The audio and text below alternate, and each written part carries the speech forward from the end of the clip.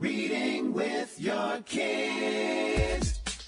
Hola, ni hao, konnichiwa, assalamu alaikum, shalom, mahaba, moni muliwanji, namaste, jambo, bienvenidos. Hi, my name is Jody, and this is the Reading with Your Kids podcast. We're coming to you from the beautiful neighborhood of Reedville in the southwest corner of Boston, Massachusetts. We are so delighted, so very, very honored that you are joining us in our mission to help families grow closer through reading.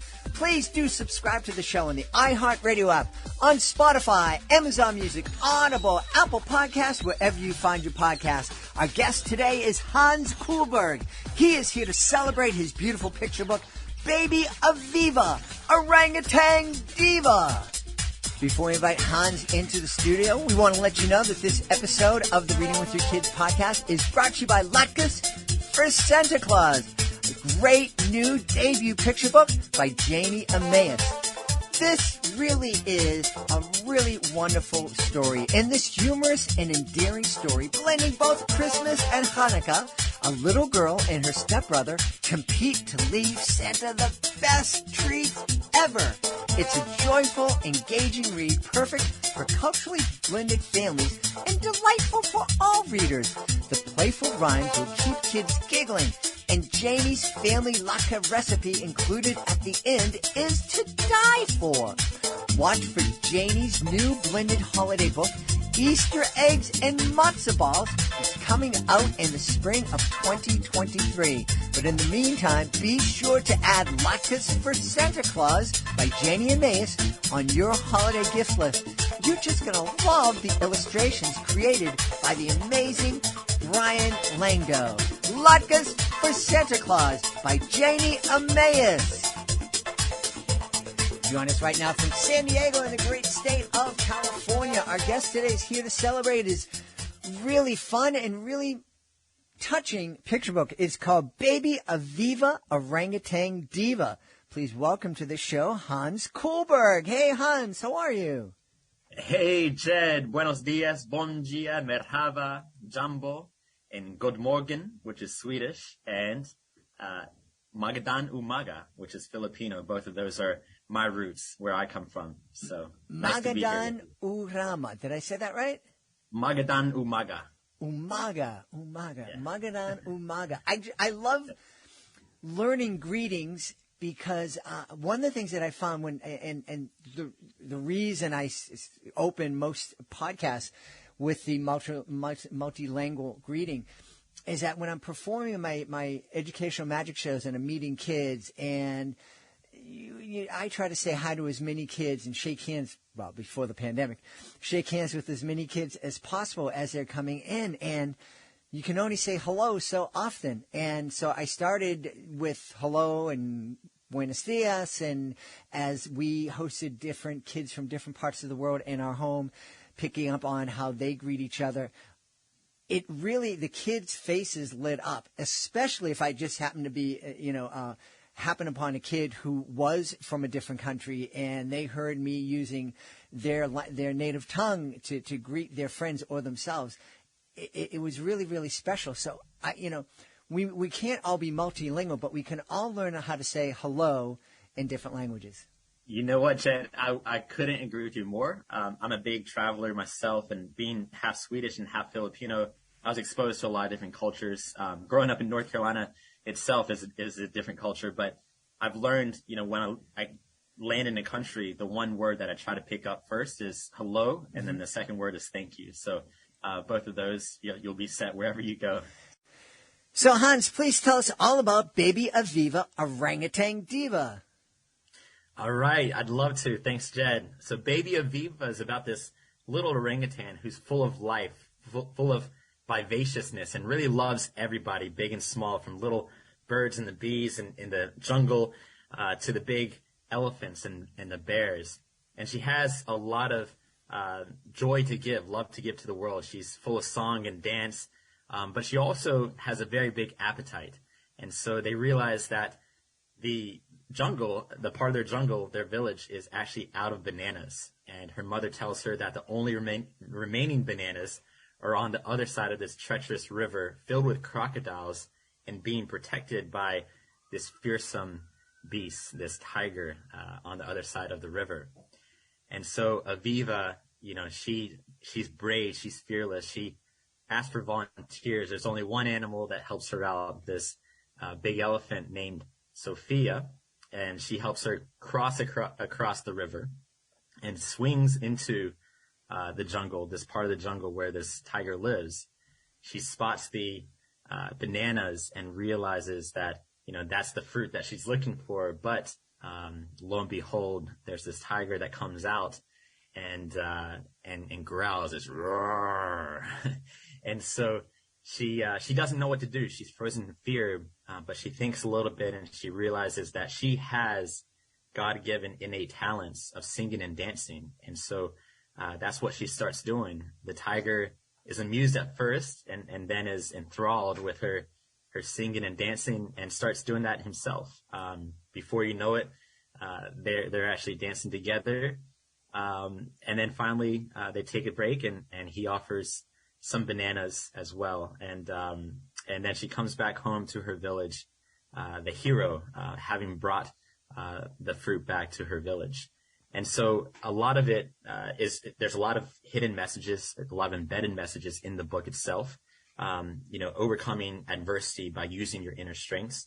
Also, not judging a book by its cover, which unfortunately we do a lot of times in children's literature. But in this case, not really judging, what this tiger is or who he is, because you could definitely become friends with him. And then finally, and most importantly, is really staying true to yourself. Really staying true to who you are as a person. Also using teamwork. I forgot about that one. The value and importance of teamwork. But, that's really the message that I like to get across through this book, to different parents and especially children, that won't have a chance to meet my daughter. After she died last year in November of 2020, I felt a very big need and urge to really, share her life with the world. She had so much love and so much joy to bring to others. And beyond the tragedy of losing my daughter, I wanted, I was very saddened that she wouldn't, have the chance to impact others. And so, through this message, I do believe, and through this book, I believe that she still has that opportunity and she still can go out and have this positive impact on, children around the world. First off, Hans, I have to say how very sorry I am at the loss of your daughter, only 10 months old. That must have been incredibly devastating. I can't imagine experiencing that myself. So my deepest condolences. And what a beautiful, beautiful way to celebrate your daughter's life than by sharing her with the world. Thank you, Jed. And yeah, it was, certainly, it certainly is and still is, the toughest thing that, my wife and I have ever experienced. Still embracing the grief journey, actually. And, part of that, going through the 5 stages of grief and towards, the end, and everyone goes through, different phases at different times and we all have individual journeys. But, for me, it's really about finding meaning and how do I actually, not prolong her life, but prolong her spirit and her love and let me be a channel of sharing her with the world. I think that's something that, love is not lost, even though she's physically departed. My love for her, has never wavered. There's never a day nor an hour that goes by that I don't think about her. But as a parent, and I love your podcast, Reading with Kids. I love the purpose behind it.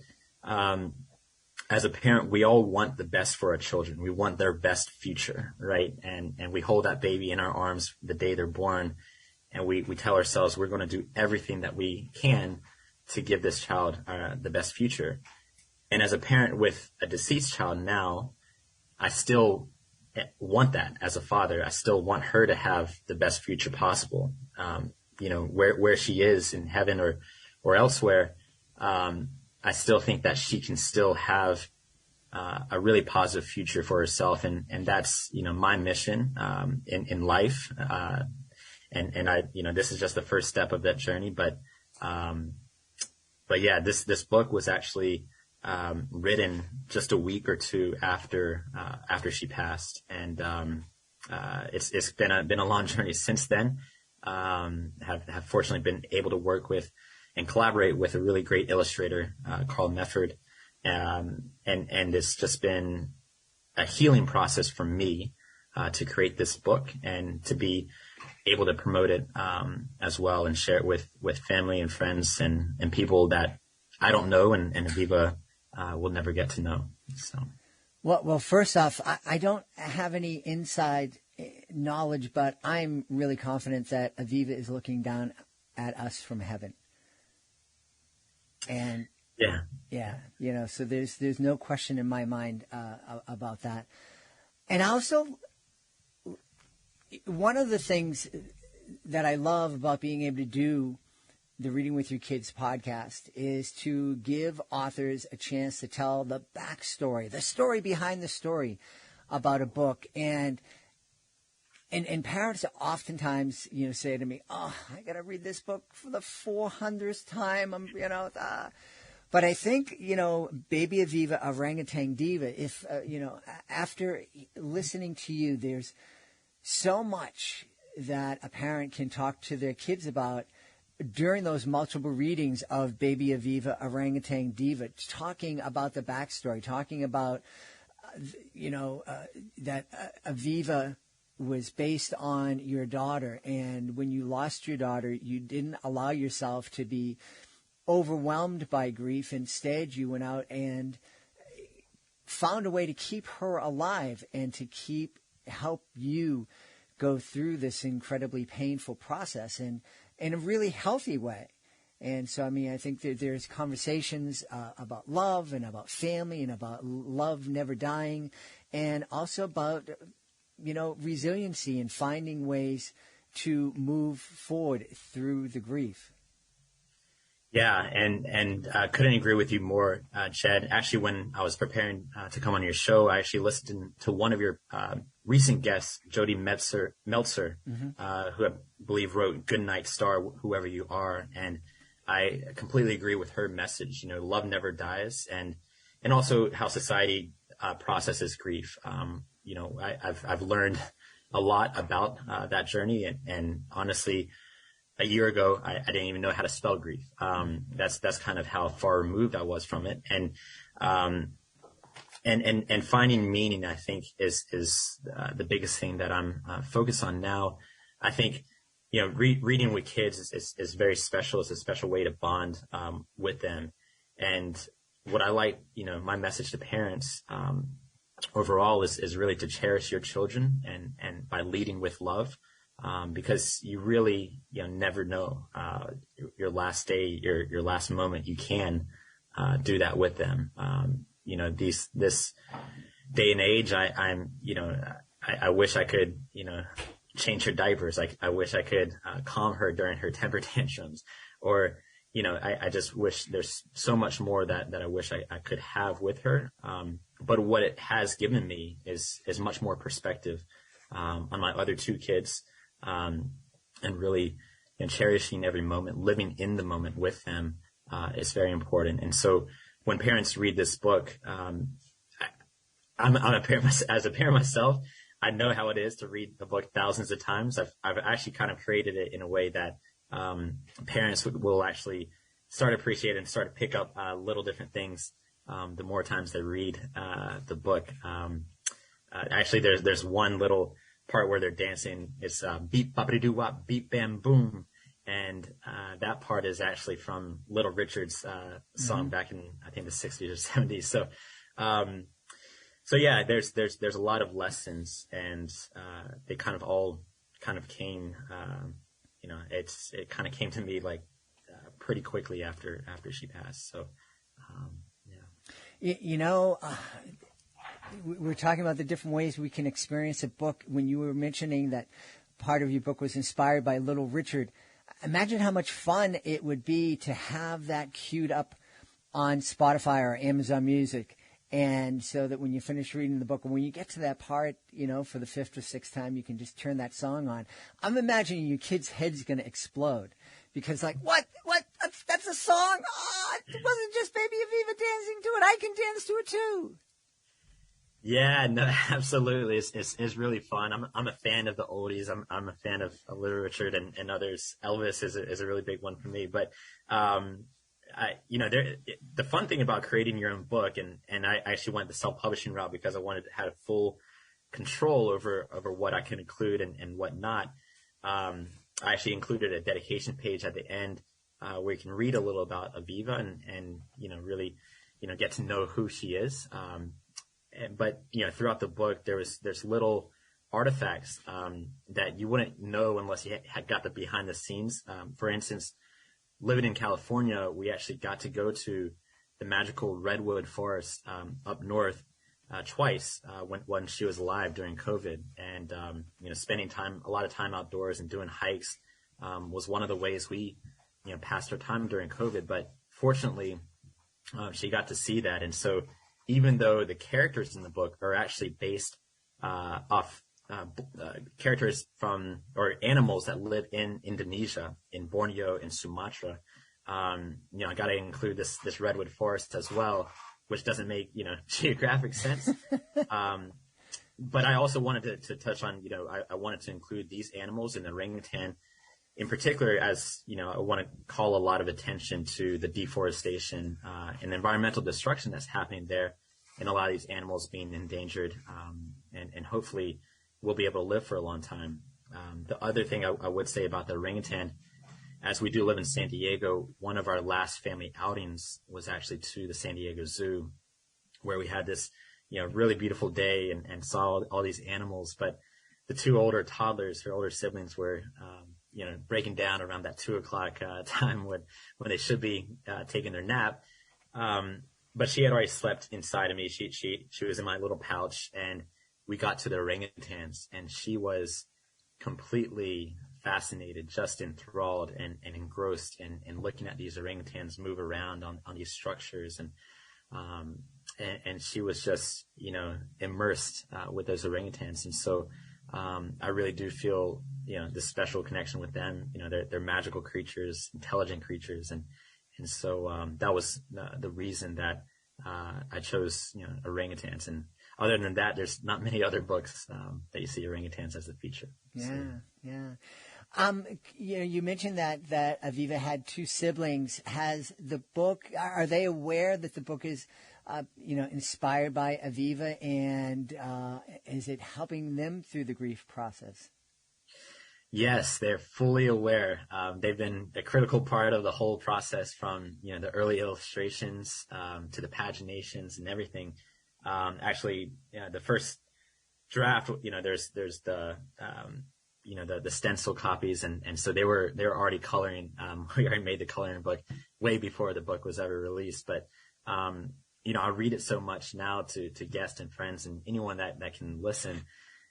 Now they've listened to it about 100 times, and they're a little bit sick and tired of it. So, but no, I think they are 4 and 3 years old, and so going through the grief journey is very difficult for them. I wonder how much they will remember of their sister, and so the original audience for this is really them, and so that they can remember who she was and how she has impacted them. I don't want them to lose that memory and of her.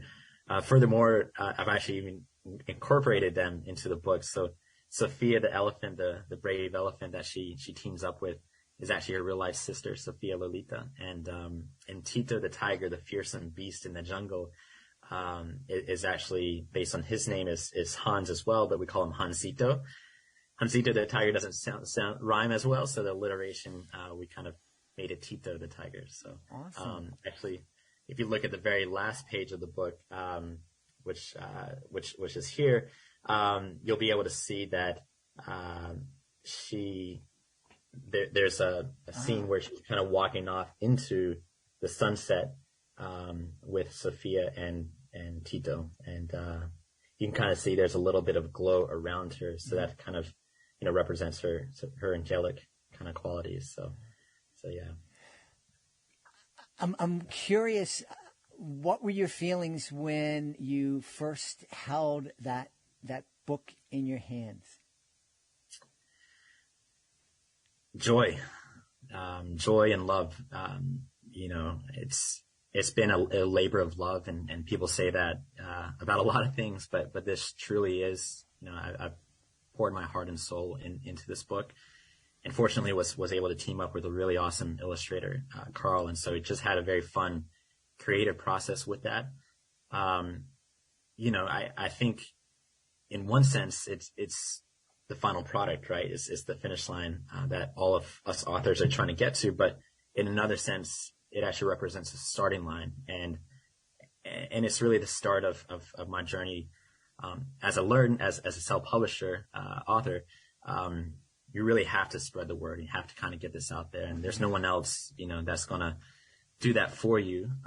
You kind of have to roll up your sleeves and try to get this in as many hands as possible. And so, I'm not concerned about the sales or anything, but I really just want to share her story. And so, by allowing me to be on your podcast today, Jed, I've been able to do that, and I really appreciate that. My overarching goal is just to let the world be inspired and positively impacted by my daughter's story.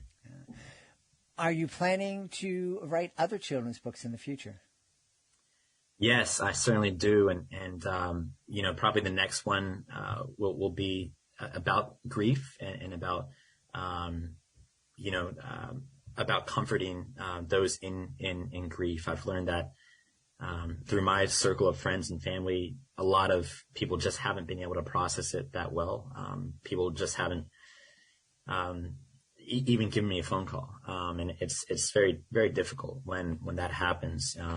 When I lose a part of myself in my daughter, it's important for people to know that it's good for the grievers to show up, just check in, send a text message. There's no right words. I'm sorry for your loss or anything else. Nothing's going to change what happened, but what we can do as a society is be able to talk about it, to be able to listen. I think listening is actually a very underrated skill set. And I think that another misconception for parents that have lost a child is that society thinks we don't want to talk about our deceased. However, that couldn't be opposite, more opposite for a lot of parents and me. Well, that's a really, really powerful story and great advice for folks too, because I know that, talking about grief, being there, especially for a parent who lost a baby so young, it's like, what do I say? And I don't want to make it worse. But I think, Hans, your message to us to remember to just be there. Just being there sometimes is all we need to do. And that's, being there is probably the best thing we can do. Yeah, I couldn't agree with you more, Jed. And it's really, those conversations that I've had with people that just listen, just sit there for 30 minutes while I can, or an hour, while I can just talk about my daughter and talk about my grief and talk about the process. Those honestly have been some of the more helpful conversations, even though it's just me, sitting there talking to them. I also went through therapy as well, and I realized, had the epiphany that we pay all these psychologists thousands of dollars just to sit there and listen. But you as a friend, if you're a parent or if you have a friend who lost somebody, just check in and ask them, hey, would you like to go for a walk, or would you like me to give you a phone call, or would you just like a hug? And I think that's the bottom line. Just showing up is incredibly powerful for anyone that's lost somebody. Yeah. Well, I know people are going to want to know where they can go to find out more about Baby Aviva, Orangutan Diva.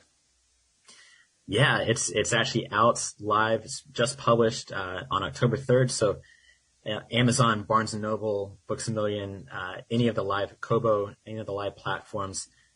We have hardback, paperback, There's also a Kindle version as well as an audio version. So I did a whole narration on that side, and it was a fun process as well. So you can find out, from pretty much any source if you type in Baby Aviva Orangutan Diva. And if you want to know a little bit more about Aviva, the real life inspiration behind this story, you can go to www.hanskoolberg.com, where I write a lot more about her life and the inspiration behind the book. We've had a really heartwarming time learning about Baby Aviva, Orangutan Diva, and speaking with the author and the father of Baby Aviva, Hans Kohlberg. Hey, Hans, thank you so much for sharing with us today. Thanks so much, Jed. And my last message to any listeners and any parents out there, cherish your children and really appreciate the moment. Lead with love. I couldn't stress that much more, but cherish your children. Thank you so much, Jed. Please be sure to join us for the next episode of the Reading with Your Kids podcast. Our guest will be Ashley Beloit. She'll be here to celebrate the Me Tree. That's the next episode of the podcast. Hey, if you're the author of a fantastic children's book, you may be frustrated at just how difficult it is to let the world know about your book. Well, we want to help you. That's right. The Reading with Your Kids podcast can help you tell the world all about your fantastic children's book. You can be a guest on the podcast. It's fun. It's easy. It doesn't cost a thing. No need to pay anybody to facilitate your visit. You can also submit your book to our Reading with Your Kids Certified Great Read program. If our panel of parents, teachers, and kids believe that your book is worthy of 4 or 5 out of 5 stars, it becomes a Certified Great Read. You can also take part in our monthly promotion programs that will give your book commercials on the podcast, get shout-outs to our 50,000 plus social media followers, and have your book displayed on our nationwide network of pedestrian billboards. You can learn all about these programs by going to our website, readingwithyourkids.com. Click on the author's Click Here button at the top of the page and scroll on down to whatever service interests you. I want to thank the folks who made today's show so wonderful. Of course, I want to start by thanking our guest, Hans Kohlberg. Please be sure to check out Baby Aviva, Orangutan Diva.